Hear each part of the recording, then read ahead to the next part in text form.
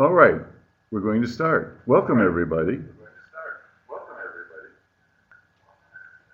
And we are going to today present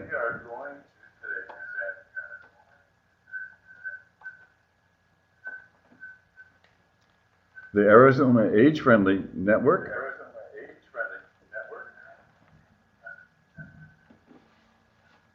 And the topic, Feed Your Mind with Caregiving Tips and Strategies. Hang on a minute, please.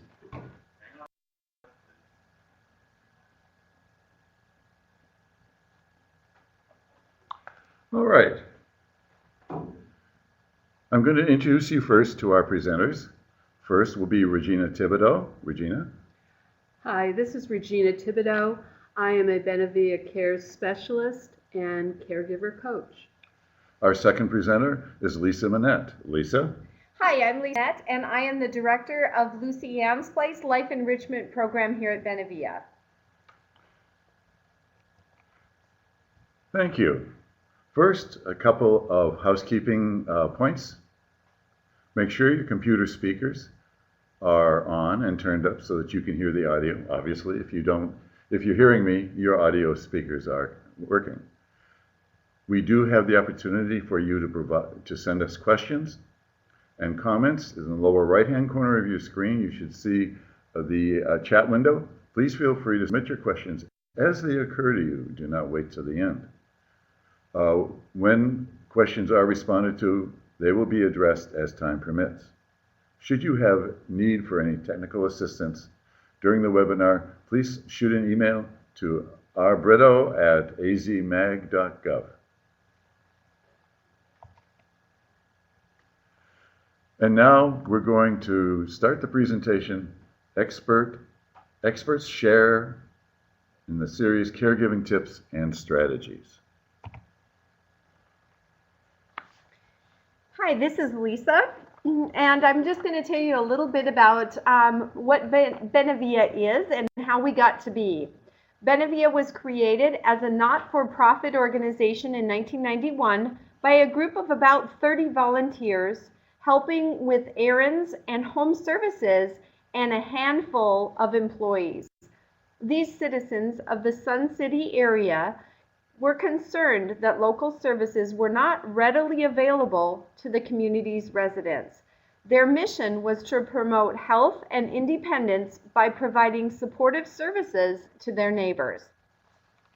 Today, Benevilla, which means good home in Latin, includes a network of life enrichment programs, formerly known as adult daycare centers, and various support groups, educational services, home-delivered meals, free grocery shopping, free assisted transportation, a community garden. We also have a local social enterprise known as Bert's Bistro that has wonderful food, music, and art, and whose proceeds go back into Benevilla in order to fund our programs. We also have a preschool, a family resource center, grandparents helping grandchildren, and so much more. As our community and its needs have evolved, so has our organization. We are supported by more than 950 volunteers and have 100+ employees, all offering supportive, life-enriching programs that enable personal independence and dignity. By cultivating a caring community of neighbors, helping neighbors for about 35 years, Benevilla is able to provide extensive social care and support services for elder adults, adults with disabilities, and children, as well as the families that care for them.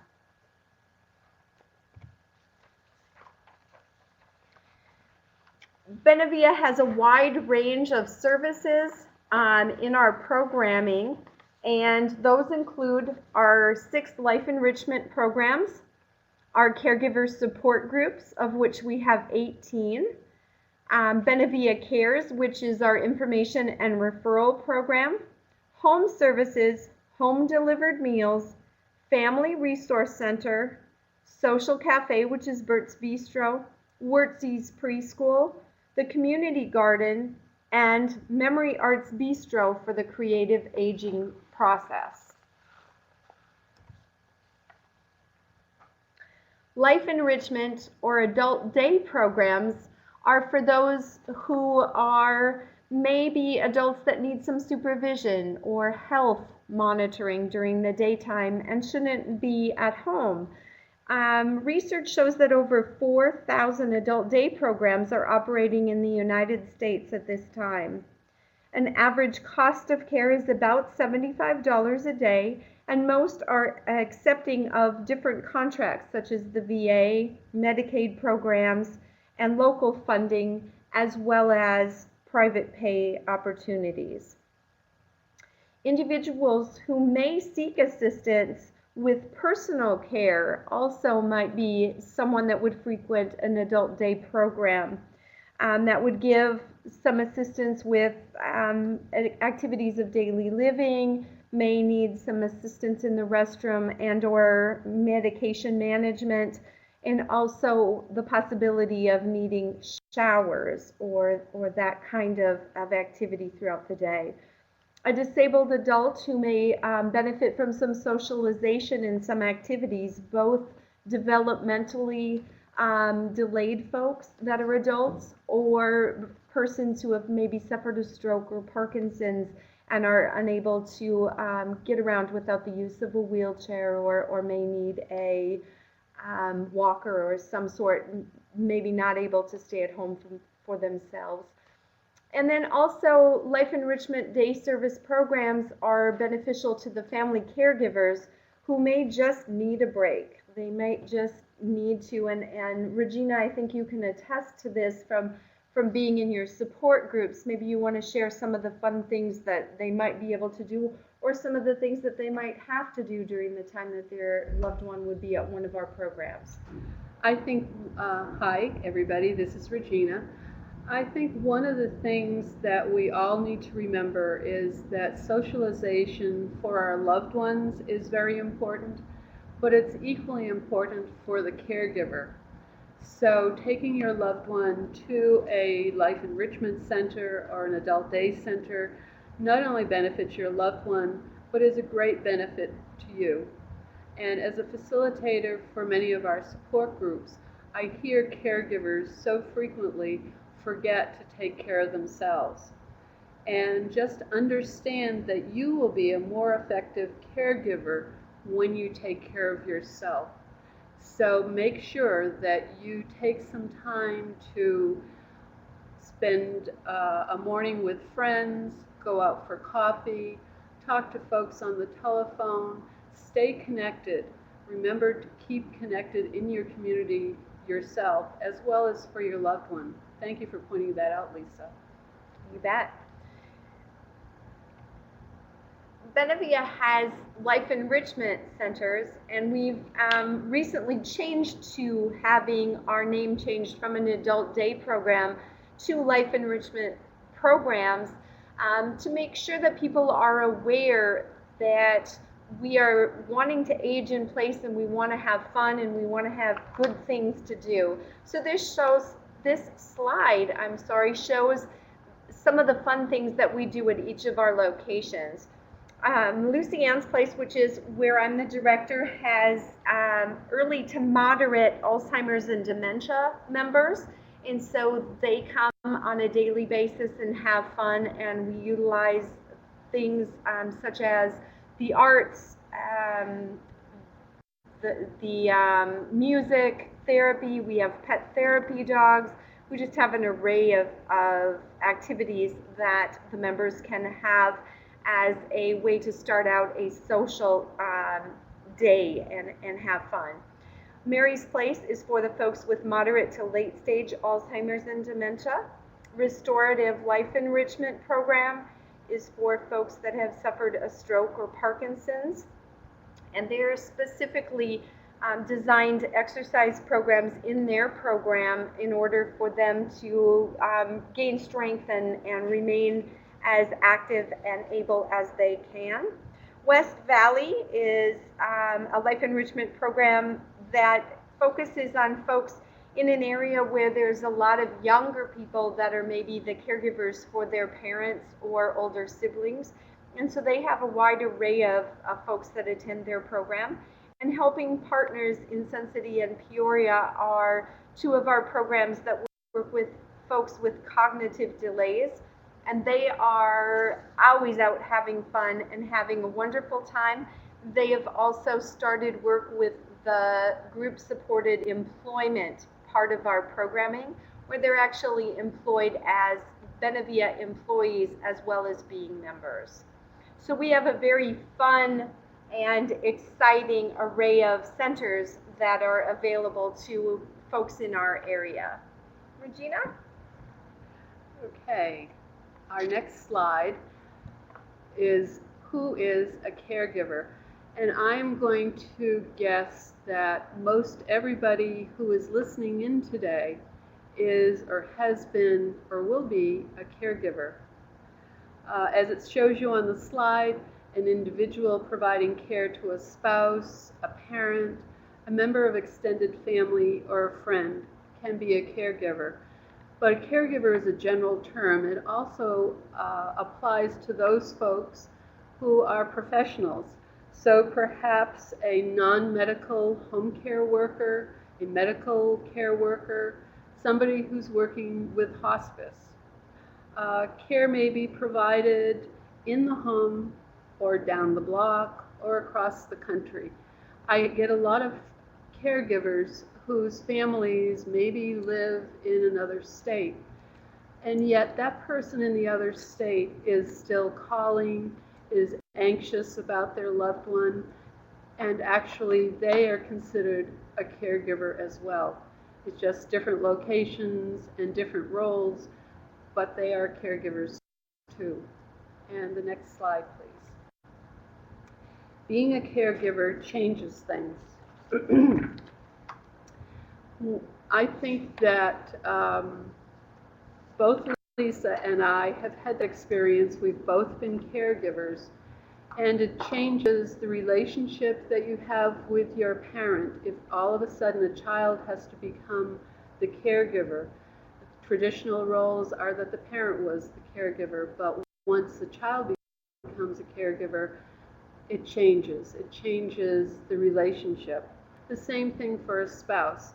Maybe the spouse is a husband, and maybe that husband is the one who always paid the bills, used the checkbook, filled the car with gas, and you were the one who made dinner or did the cleaning.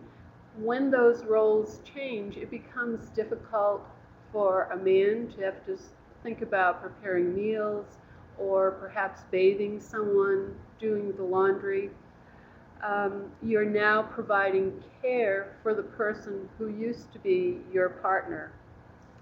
Regina, in my situation, when I have caregivers in with me, I often hear that they are frustrated probably the most because they still have their roles, plus they have these additional roles added on. Can you talk a little bit about that? What I would say about that is that's probably one of the main things that contributes to the number one complaint a lot of caregivers will tell me about, and that is caregiver stress. When you have to take care of yourself 24/7 and another person 24/7, the burden on you is oftentimes overwhelming. And that's when we're talking with caregivers, we like to emphasize how important it is to take time for self, go to a support group, get some resources for caregivers, find out what is important to do for yourself as well as for your loved one. I also see that they have maybe stopped doing some of the fun things in life, like maybe going out to lunch with a friend and going in getting a pedicure or their hair done. Do you see that a lot as well? Absolutely. One of the changes that oftentimes occurs is that both people, the person with the disease and the caregiver, will draw from family, friends, because it's just easier to remain in the home. But it is really important, again, for both people to try to socialize as much as possible. Going to a support group, again, is really important. And if you live in the West Valley, certainly Benevilla has support groups, but also in the metropolitan Phoenix area, there is the Area Agency on Aging that can provide assistance, the Alzheimer's Association, Duet. There are a lot of social service agencies out there. You need to look on the computer, ask your friends, ask your family physician, find out where those support groups are. It can be a real help to everybody. Thank you for asking that, Lisa. Here or across the country, right? I mean, there are a lot of areas don't have adult day programs, but they might have the support group systems and to them where they are located that might look a little bit differently or sound a little bit differently. There is also a thought across the country that maybe we're going to move towards this adult day programming and things as the silver tsunami, as it's known as, starts to see its true potential here in the next little bit. Absolutely. And one of the things that you were talking about before in your life enrichment programs, how you incorporate the arts. And that's another focus for not only for Benevilla, but in a lot of now they're seeing the benefit of music and art for both the person with the long-term disease as well as the caregiver. What kinds of things do you do in your day centers with art or music? We actually have a artist in residence, and she comes once a week and provides some hands-on. I think maybe we can all relate to some of the new wave of going to wine tasting and canvas program. We don't have the wine, but we certainly have the canvas, the teaching and someone going through step by step to show us how to do a project, which we've seen some amazing creativity come out of members. We have the ability to have a come in and provide us with some very neat drumming circles, and so he runs and utilizes his music and drumming. We have the bistro. We have memory arts bistro where different artists come in and create with us. Yes, I want to tell people about our bistro. The second Thursday of every month at 3 o'clock in the afternoon. It's free, and it's an immersion in the arts, an afternoon with the arts for both caregiver and loved one. And I think that this is a focus for a lot of social service agencies across the United States. I think that they're recognizing the benefit of the art. And the I believe it's Banner that has the art program with the Phoenix Art Museum, the Phoenix Symphony. So if you're in that area, make sure that you check these programs out. It can be of great benefit to you and your loved one. One of the other things that I know, Lisa, you're going to be doing is taking some of the participants in your program over to the West Valley Art Museum, and a docent there is going to be giving them tours and talking to them about the art.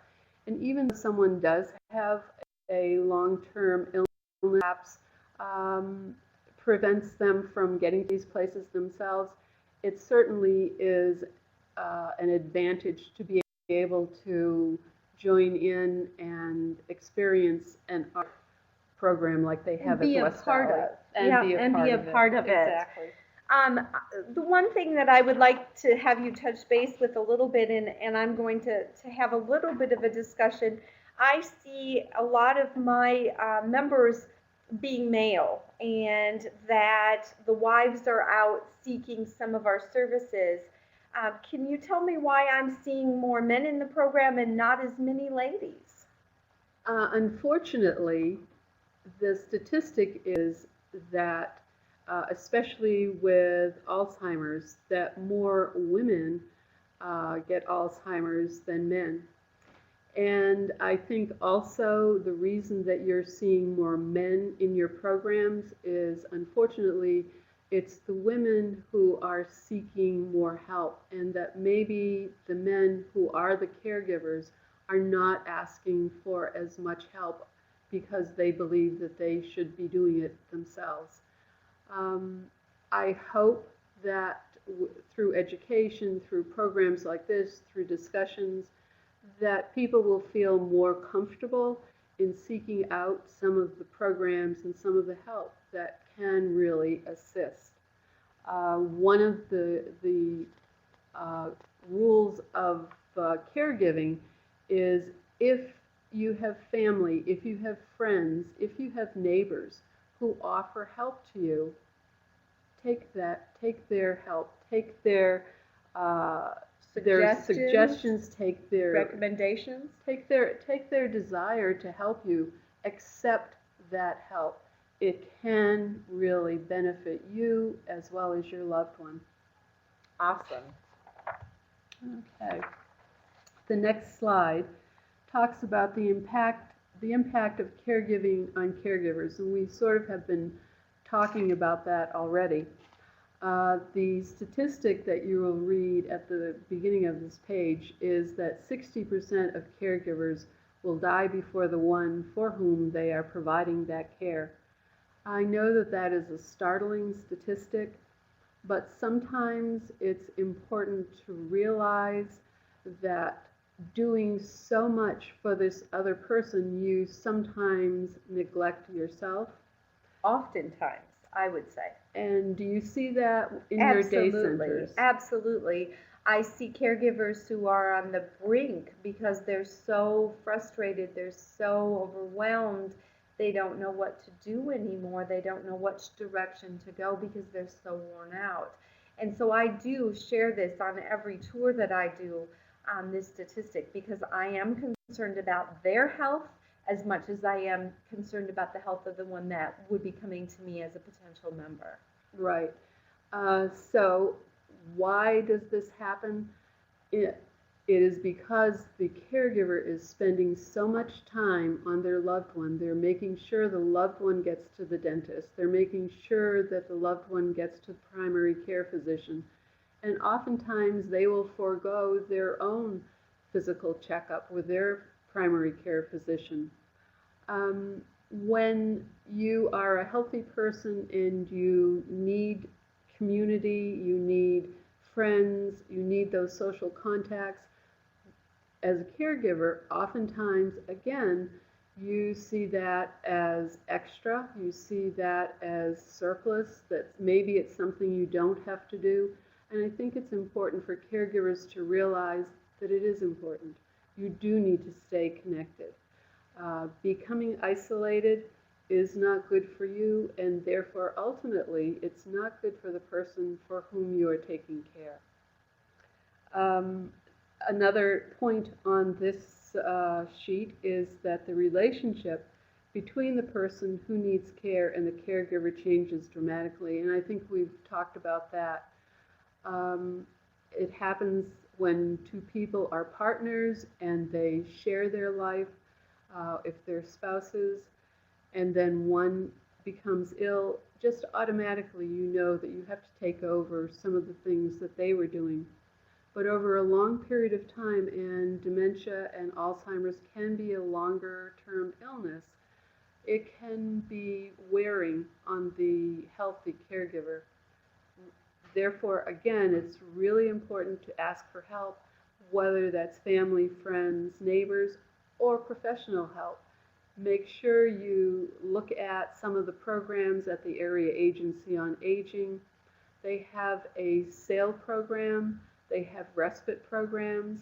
These are things that can help bring some extra hands into your home to help you with activities of daily living. The other thing is the impact on family finances can be devastating when you're needing to maybe provide some of that in-home care that you have to pay for. Just know that there are other programs. If your loved one is a veteran, sometimes the VA can help with extra finances or extra help. The Area Agency on Aging again. And don't forget the ALTCS, the Arizona Long-Term Care System, Arizona's Medicaid program for seniors, people who maybe do not have long-term care insurance but need that long-term care help. There are resources out there. Make sure you talk to a social worker, talk to Lisa, talk to me, talk to, if you are not in the West Valley area, go to the Area Agency on Aging. If you have an elder care nonprofit in your area, certainly talk to them. Another resource for you can be a parish nurse. If you belong to a particular church, sometimes a parish nurse can help find those resources for you, but definitely reach out.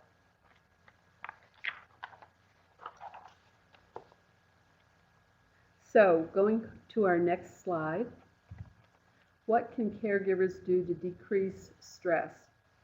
Again, we've talked a lot about these things.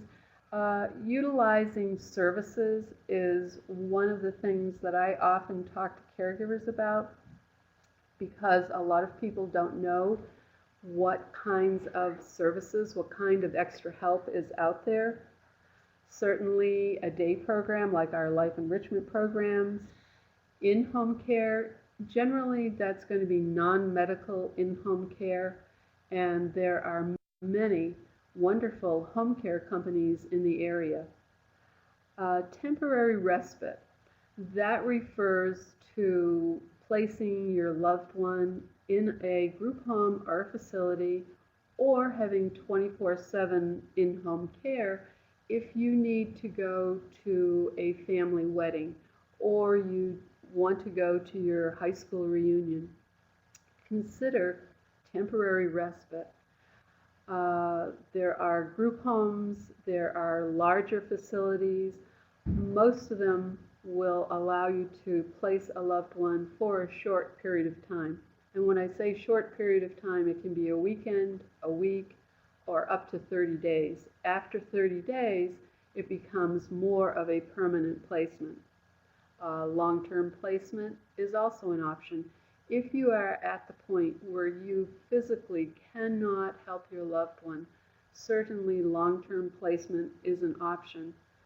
There are many, again, group homes, larger facilities. If you do not know who they are, where they are, the area agency has a free magazine. It's called the PACE, P-A-C-E magazine. You can get that by calling or writing or going online with the area agency and requesting that. I believe they'll send it out to you. You can pick one up at Benevilla. You can pick one up oftentimes at your local library.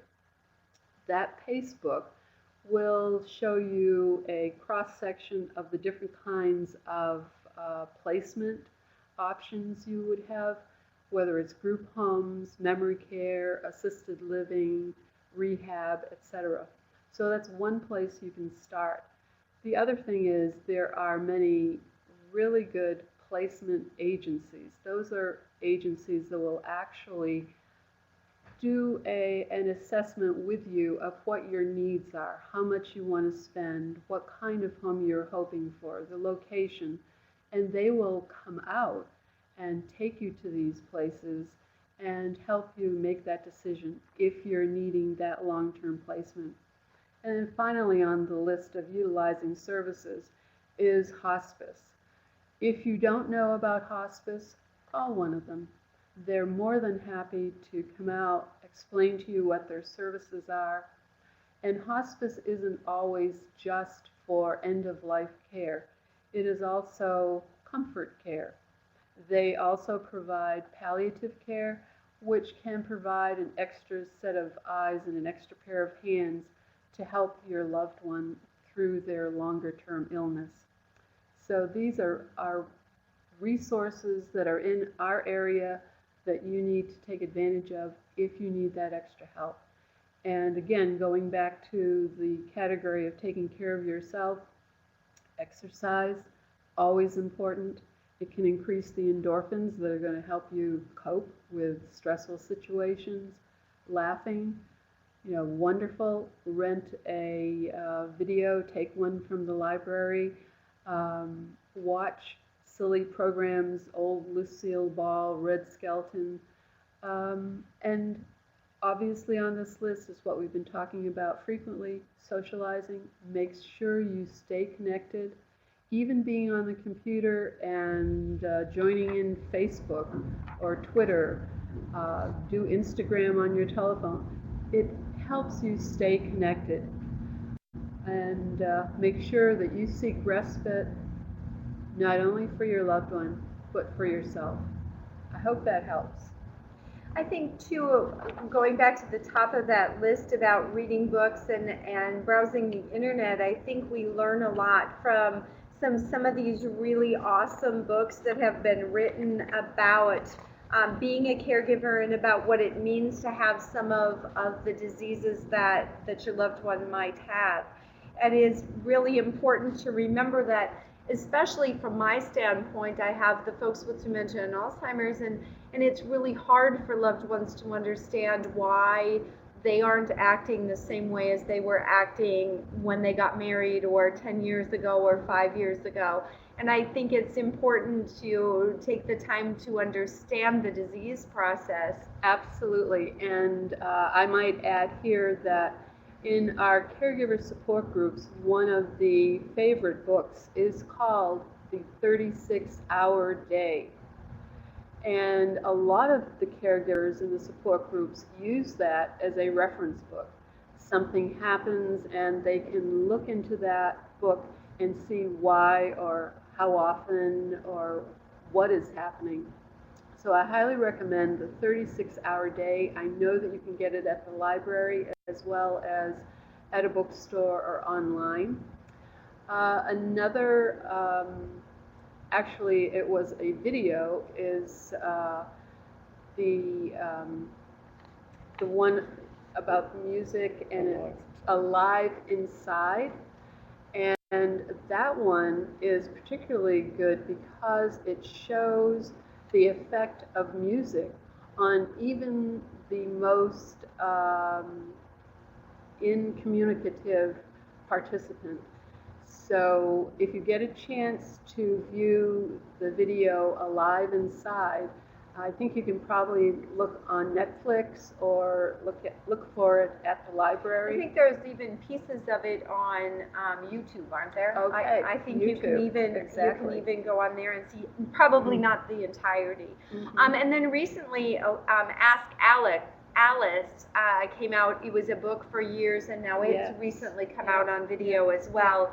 So if you don't maybe have the time to read a book in its entirety, exactly right, some of these might be good resources as well to be able to help you to cope and to learn about the disease process. Exactly. And the next slide. Other services caregivers might seek. And I think we've touched on quite a few of these. This is a list of some of the activities that Benevilla also participates in.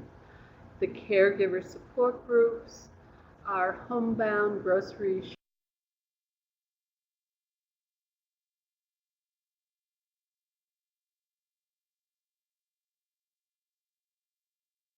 shopping service.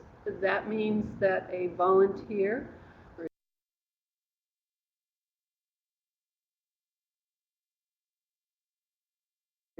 Benevilla has volunteer handymen. that can help do small odd jobs around the house, changing a light bulb, putting up drapes, small things like that.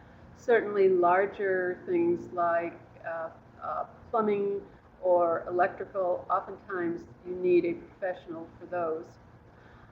Transportation to medical appointments. If you cannot drive to your doctor's appointment, if it's locally in the West Valley, oftentimes Benevilla can help with that. I know that Duet in downtown Phoenix also has programs that can do those kinds of things as well. We have our Friendly Visitors and our Phone Pals program. We also have business assistants who can help with filing and organizing your paperwork at home. Home delivered meals is a paid for program, but it is a hot meal that can be delivered to you in the middle of the day.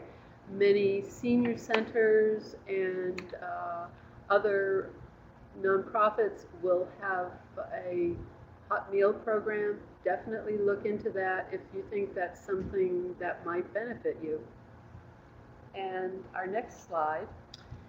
I think we've been talking a lot about the caregiver, but sometimes it's good to recognize what your loved one might be experiencing. And it is definitely something that I see at our life enrichment centers. I see that caregivers, we don't understand how to read the member that they're caring for. And so this is a really good list of things that show a little bit of what the person who is being cared for might be experiencing. They might not experience all of these, or they may experience every one of them, and they may do that in the same time frame, and they may experience some of these differing things throughout their disease process. So one of the things that I see a lot when someone comes into to tour my program in particular is that I see that the member will say, well, I just don't know what to do. And that's a good example of that first bullet saying, I don't know how to act.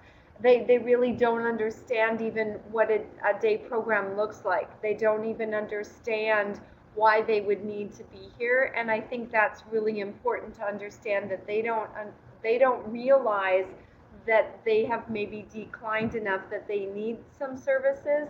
And so it's good to keep that in your head, that's kind of hard on them to understand, that they may not understand any of the programming. I totally agree with that, and I think the Alzheimer's Association has a set of 3 golden rules of Alzheimer's, and it can apply for other diseases as well. Part of it is joining their journey, so understanding that your loved one cannot necessarily understand a period of time, cannot really understand the logic of going to a life enrichment program, and that fear, not knowing what all that is really real for them. And so joining the journey is important for caregivers to understand the journey that your loved one is going on. A good example of that is a few months ago, I actually attended a conference where I was involved in a simulation. And we were asked to put on some gear. We put on glasses that mocked macular degeneration. We put on gloves to make your fingers not be able to pick things up, as maybe some of these members are feeling. And then we had some hearing loss, and we had some noises that maybe would be caused from maybe hearing aids or that kind of thing. And we were asked to do a full list of things, and even we had a hard time getting all of those down, and you were supposed to do it in the correct order and all. And it's a really awesome group that does this out of Tucson. And it was very clear to me, even though I had experienced my mom's dementia, from my standpoint, it was very interesting for me to see what they might be going through. And so just to put yourself in that set of shoes would be, very challenging for all of us, but maybe something we really need to look at. So I find that communication is definitely more challenging for my members. Sometimes they have a very difficult time telling me what's going on. And so I recognize that a caregiver must have a lot of difficulty with that as well. Can you touch on that a little? Yes. Dr. David Kuhn and the Alzheimer's Association created a program called Care Pro. If you have an opportunity, call the Alzheimer's Association and ask about where one of those classes is being held. In that program, they talk about the 3 golden rules of Alzheimer's. And one of them is never argue, because your loved one is not processing information the same way you are. And it may be frustrating for you, but arguing is not going to benefit either one of you.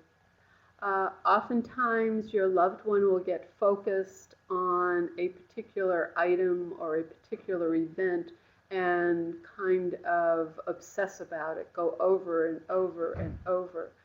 And one of the best things to do in that case, again, join the journey, know where your loved one is coming from, but try to redirect him or her, try to change the subject. If for some reason they're particularly fearful, ask them if maybe they want to go get an ice cream sundae with you. Change the direction of their thought. And sometimes even the environment, like you said, go get the ice cream so that you're away from that obsession that is causing them difficulty at the time. So you're probably dealing with that in all your the days. All the time. And I recognize, because we do work with it on a daily basis and we have up to 35 folks with us every day, it is second nature to us. However, if somebody's just going through this for the first time, it can be very, very challenging, and we see that on the faces of our caregivers. But it's hard for them, I think, to see that the person understands that they might be declining, even if it's in just fleeting moments of cognition. Along that same line, oftentimes in my support groups, caregivers will say, well, I would like to bring my loved one to a life enrichment program or an adult day center, but he or she won't understand, won't know. So that brings me to the 3rd golden rule of Alzheimer's, is to create a fiblet or lie therapeutically. I know that for some of your participants, they think they're going to work. They do. I have several people that think they're volunteering for me. I have some people that feel that this is a continuing education, that they're coming back to school. And I have folks that believe that they are going to look forward to a paycheck because they believe that they're actually employed with us, which we are totally okay with. We want them to feel that it is almost like home. We want them to be very comfortable in where they are. So it touches on what is in our next slide. Well, except that I do want to touch on one more thing, Regina, Okay. before we do that, is I want everyone to realize that they really are scared. They are afraid of what others think of them, and they're afraid, especially when they come to me, that they're being placed in a long-term care facility. And so my reassurance every time is that we have the discussion about what time we open and what time we close, but to just keep those things in mind when you are approaching your loved one. Just that little bit of concrete information and reassurance helps tremendously to lower that concern for them. Which is, again, part of the next slide, which is what we can do to give comfort. Absolutely. And, reassuring them, keeping it simple, redirecting them, the things we were just talking about, treating a person with respect and dignity. Absolutely. We have a very hard time understanding, I think, from our standpoint, because we don't forget as often, and so it is very important that we watch our tone of voice, that we don't become upset, that we don't kind of blow up because of our frustration levels, that we stay calm and carry on. Okay. a couple of the things I want to touch on in this list is approaching from the front, and you probably have experience with that. Yes. What is the benefit of approaching someone from the front? Well, it's important because sometimes peripheral vision is an issue to start with, and then if they don't really know what's going on around them, they have a very difficult time. So if you approach from the front, you can be seen. They're not going to be as afraid. They're not going to be concerned about what they don't understand. They have a startle reflex, so they may haul off and hit you. They may have that fight or flight situation happen within them as well. So we do a really good job of making sure that even how we have our rooms set up is very open so that people can see around them very well. I also have a couple of veterans that are victims of post-traumatic stress, and so they actually need to be seated in specific areas as well. So kind of knowing your loved one is very, very important. Again, one of the items on this list is avoid arguing. And sometimes we're human, and sometimes we get into that situation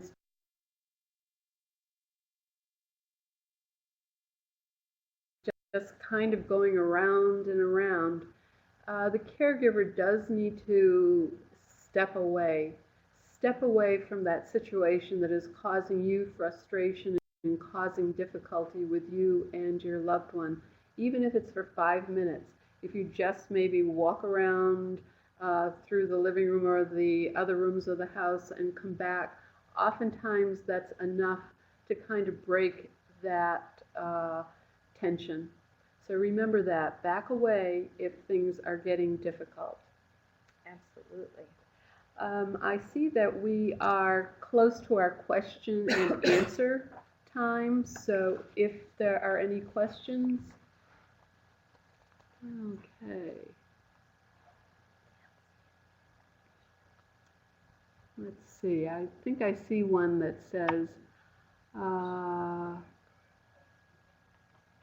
I participated in a virtual dementia tour, and I was so overwhelmed with emotion and realizing how much I truly did not know or understand about what our loved ones experience on a day-to-day basis. Absolutely, and I think that was what Lisa was talking about, the different things to remember that your loved one is experiencing and how it can be so frightening and so confusing and challenging for both of you. Right. I share this often with the folks that I meet on a daily basis for tours, that my mother experienced dementia, and my brothers would often say, Lisa, Mom doesn't even want to go out to eat. She keeps saying no. She doesn't understand, she just doesn't want to do that anymore. And so I often would have to sit them down and say it's important for them to realize that she might not remember what restaurant she liked or what food she liked at the restaurant. So taking some of those things that might be overwhelming away from them and giving them a choice. Do you want to go to McDonald's or do you want to go to Burger King, since that's the controversy this week? Instead of saying, why don't we go out to eat? Because that gives us the opportunity then to narrow those fields down, but also to give them the ability to do that. Okay, thank you, Lisa. Another question is, are there concerns with Alzheimer patients driving? Yes. If your loved one has a diagnosis, you need to check with your insurance company and see if they will cover any accident that your loved one might be in if he or she is still driving. It is a real concern. And it's not so much a concern that they can't drive to the grocery store and drive home. It's if something happens that is unexpected on that trip, are they going to be able to process that information quickly and respond appropriately? Driving is not recommended for someone who is having a neurological decline. Lisa? Also, we see that their senses are completely off, so they may not be able to have the reaction time that the rest of us have, or they may be focused on one aspect of driving and not be able to recognize what other things are going on around them. And so it's very important for them to be able to be looking at the whole picture when they're driving, obviously, and so we don't want that to happen. So what we recommend is that you contact your doctor. The neurologist is always a great opportunity, because the neurologist can give information and they can actually have a discussion with your loved one about stopping that driving. And I would also recommend hiding the keys, making sure that they're put somewhere that the person cannot find them, so that they can't take that vehicle when you don't recognize that they're able to do that. The other thing I wanted to mention is that the Department of Motor Vehicles can issue an ID card. So if your loved one really likes that license and uses it as an ID card, you can have the license stopped, but they will actually issue an ID card that looks pretty much like a license. Okay, another question. I am currently a caregiver for my 91-year-old mother. Will you share where we can get information on support groups? Absolutely. Depending on where you live, if you're close to the Phoenix area, you can call the Area Agency on Aging, and I think I have their phone number. If you want to talk for a minute, I will look up their phone number. Yep, and if you aren't in the Phoenix area, you can just Google support groups related to caregiving in your local area, and that should be able to pop up some of the closest things around you, the agencies that would be able to provide that service for you. But I think she's got the area agency number. Yes, as a matter of fact, this is a 24-hour senior helpline. So at 2 o'clock in the morning, if you are having an issue and you don't know where to turn, you certainly can call this helpline.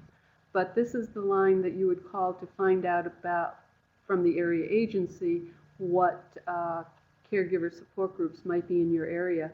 And it's area code 602-264-4357. The other agency that if you perhaps have a loved one who has cognitive decline, certainly you can call the Alzheimer's Association. They have many caregiver support groups throughout the state, and they are a good resource as well.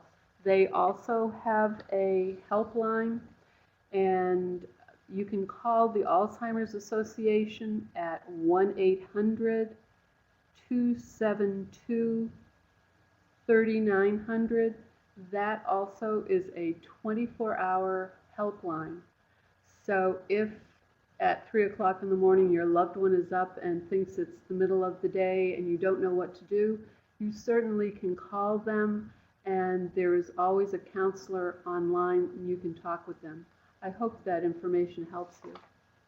We also have the support groups here at Benevilla, obviously the ones that Regina is the head of, and so you can always call Benevilla CARES at 623-584-4999 and ask to speak with one of the representatives in Benevilla CARES, and they can get you the entire list.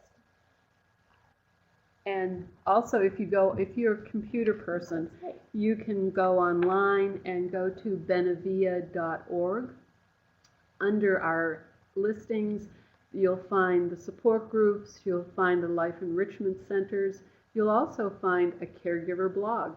So you can ask questions You can share information, and hopefully that will help you as a caregiver. Absolutely. Okay. Other, pardon? Okay.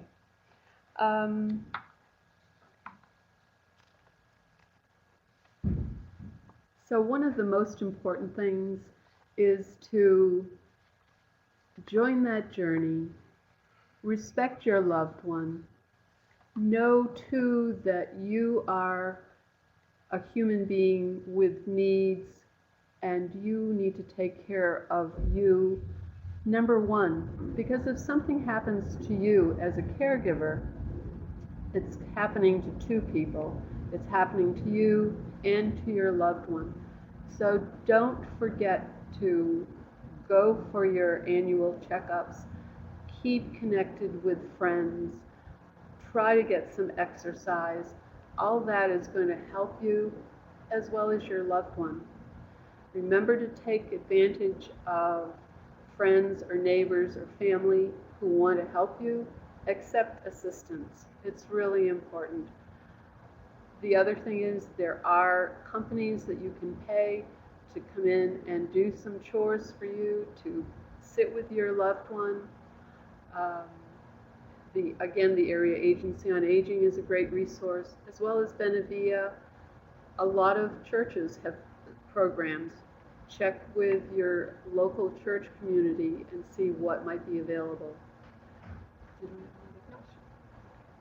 And Lisa, anything you wanted to add to that? Nope, I just want to make sure that everyone realizes that no matter where you live and whatever you're going through in your journey, there are people that are able to help and able to give some recommendations and some direction for you. And so if it isn't that you have family willing to come in and help you in the home, at least take their recommendations of services that they can help to connect you to that can provide you with those services, that help. Okay, thank you, Lisa, and thank you to Arizona Mag. Have a great day. Yes, bye.